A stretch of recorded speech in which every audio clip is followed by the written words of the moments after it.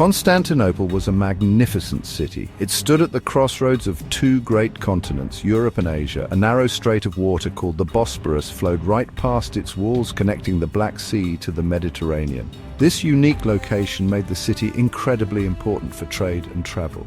For over 1,000 years, it was one of the largest and wealthiest cities in the world. Its position was not just good for trade, it was also a strategic military location. Whoever controlled Constantinople could control the vital sea lanes that linked the east and the west, making it a prize desired by many empires throughout history. The city was the heart of the Byzantine Empire. This empire was what remained of the ancient Roman Empire, specifically its eastern half. The people who lived there called themselves Romans, even though they mostly spoke Greek. They were Orthodox Christians, and their city was the center of their faith. Their leader was the Byzantine Emperor, who was seen as God's representative on earth. Constantinople was filled with stunning churches, incredible palaces, and libraries that held ancient knowledge from Greece and Rome. Its most famous building was the Hagia Sophia, a massive cathedral with a breathtaking dome that dominated the skyline. The city's defenses were legendary. A series of massive stone walls built over many centuries protected it from attack by land. These were the Theodosian walls, a triple line of fortifications that had repelled countless armies. On the seaside, the city was protected by walls and a huge iron chain. This chain could be stretched across the mouth of the city's harbor, called the Golden Horn. It stopped enemy ships from getting close. For centuries, these defenses had made Constantinople seem invincible.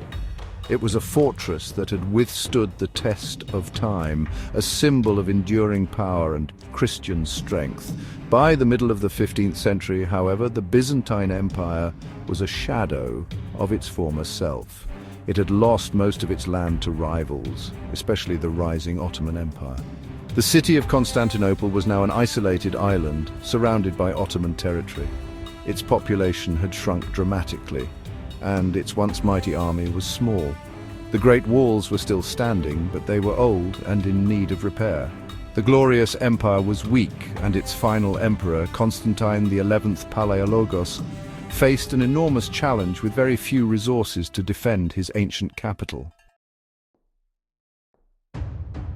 The man who wanted to conquer Constantinople was Sultan Mehmed II. He was the young and ambitious ruler of the Ottoman Empire. The Ottomans were a powerful Turkish state that had grown rapidly over the previous century. They were Muslims, and their empire was expanding across Anatolia, which is modern-day Turkey, and into the Balkans in southeastern Europe. Mehmed II was highly intelligent, determined, and a brilliant military strategist. From the moment he became sultan, he made capturing Constantinople his primary goal. He believed it was his destiny to take the city and make it the new capital of his growing empire. Mehmed's desire to capture the city was both strategic and symbolic. Strategically, Constantinople was a thorn in the side of his empire. It sat right in the middle of his lands, dividing his European and Asian territories. Conquering it would unite his empire and give him complete control of the vital trade routes. Symbolically, taking the city known as the Second Rome would be a huge victory for Islam. It would prove the power of the Ottoman state and solidify Mehmed's reputation as a great conqueror. He was known as Mehmed the Conqueror for a reason, and this was the conquest that would define his reign. To prepare for the attack, Mehmed II assembled a massive army. Historians estimate he had between 80,000 and 100,000 soldiers, including his elite troops, the Janissaries. This powerful force vastly outnumbered the city's defenders. Mehmed also gathered a large fleet of over 100 ships to blockade the city from the sea. But his most important weapon was a new and terrifying piece of technology: giant cannons. He hired a Hungarian engineer named Orban to build enormous bronze cannons that could fire massive stone balls. These were designed specifically to smash through Constantinople's famous walls. One of these cannons was a true monster. It was called the Basilic and was said to be over 8 meters long. It could fire a stone ball weighing over 500 kilograms a distance of more than a mile. Moving this huge weapon was a massive task, requiring teams of men and oxen. Mehmed knew that the old stone walls of Constantinople were not built to withstand this kind of firepower. By combining his huge army, his powerful navy, and this groundbreaking artillery, Mehmed was confident that he could succeed where so many others had failed. He was bringing the full might of the modern world against an ancient city.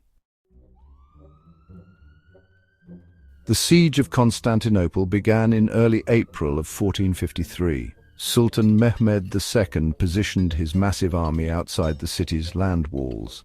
The defenders were led by Emperor Constantine XI. He had only about 7,000 soldiers to defend many miles of walls. These men were a mix of Byzantine soldiers, foreign mercenaries from places like Genoa and Venice, and armed citizens. They were brave and determined, but they were hopelessly outnumbered. Their only hope was that the city's walls would hold out long enough for help to arrive from the Christian kingdoms of Europe. But that help was uncertain and would likely be too slow. Mehmed's great cannons immediately began to pound the ancient Theodosian walls. Day after day, the giant stone balls crashed into the fortifications, sending dust and rubble flying. The sound was deafening, a constant roar that shook the entire city. The defenders worked tirelessly to repair the damage. At night, they would rush out to fill the breaches with rocks, wood, and earth. It was a desperate and exhausting struggle. The cannons were powerful, but they were also slow to reload, which gave the defenders precious time to make repairs. For weeks, this pattern continued. Ottoman cannons smashed the walls, and the Byzantines desperately patched them up.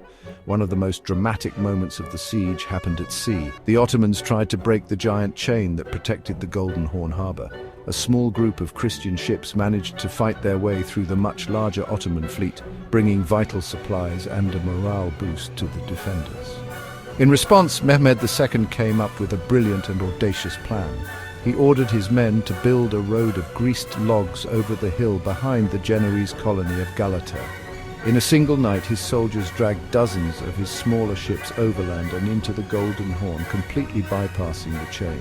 This incredible feat was a turning point. With Ottoman ships now inside the harbor, the defenders had to spread their limited forces even thinner to defend the weaker sea walls. The city was now completely surrounded, and the pressure on its defenders grew immense. The constant bombardment continued, and the walls were beginning to crumble in several places. Food and supplies were running low inside the city. The people were exhausted and terrified, but they continued to fight on, praying for a miracle as the Ottomans prepared for their final decisive assault. On the 29th of May, 1453, after nearly 2 months of siege, Mehmed II ordered the final attack.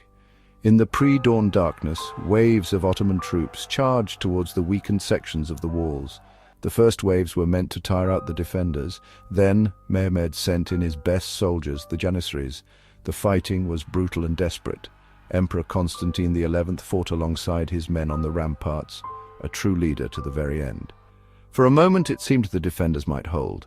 But then a small group of Ottoman soldiers found a gate that had been left unlocked, and they poured into the city.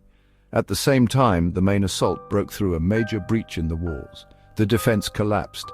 Emperor Constantine XI was last seen throwing off his royal insignia and charging into the invading enemy. He was killed in the fighting, dying with his city and his empire.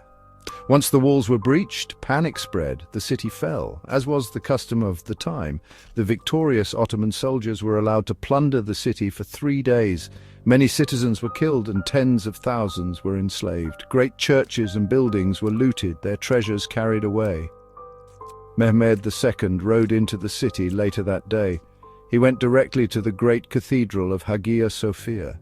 He was amazed by its beauty and size. He ordered that it be converted into a mosque, a symbol of his victory. This act marked the end of Constantinople as the center of Orthodox Christianity. The city was renamed Istanbul and became the new magnificent capital of the Ottoman Empire. Mehmed encouraged people from all over his empire to move there, and soon it became a bustling, multicultural city once again, but this time under Ottoman rule. The fall of Constantinople was a major turning point in world history. It marked the definitive end of the Byzantine Empire, which had lasted for over 1,100 years. It also cemented the Ottoman Empire as the dominant power in the region for centuries to come. For Europe, the news was a profound shock. The loss of the great Christian city was a major blow. Furthermore, the land route to Asia was now controlled by the Ottomans, which encouraged European explorers like Christopher Columbus to seek new sea routes to the east. This helped to spark the Age of Discovery, changing the world forever.